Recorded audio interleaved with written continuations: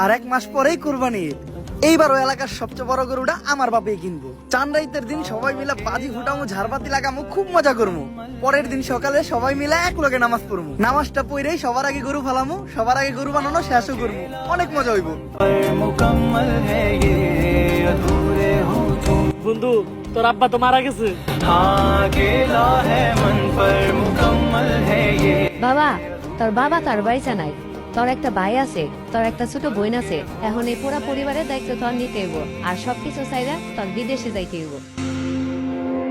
झूठ की जमीन पर फरेब के ये सारे घर इनमें रहने वाले तुमको सफेद दिल पत्थर হ্যাঁ মা, আমি ঠিক মতো আইসা পৌঁছেছি।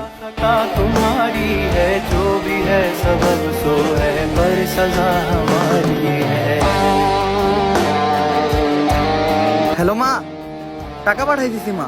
তুমি সবাই রে ঈদের কেনাকাটা করে দিও। আর একদিন পরেই তো ঈদ, কোরবানির গরুটা কিনা নিও।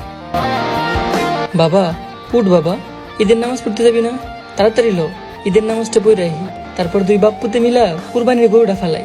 হ বাহ, চলো তাড়াতাড়ি ঈদের নামাজটা পড়ে আহি, তারপরে দুইজনে মিলে একসাথে কুরবানির গরুটা ফালামু। কিরে, কি উল্টা পাল্টা করতেছস? কি এর কুরবানি গরু ফালাবি? আরে বেটা, আমরা প্রবাসে আছি, তাড়াতাড়ি ওঠ, কাম শুরু করতে হইব। जिसको जो भी मिलता है दे सबक नहीं मिलता।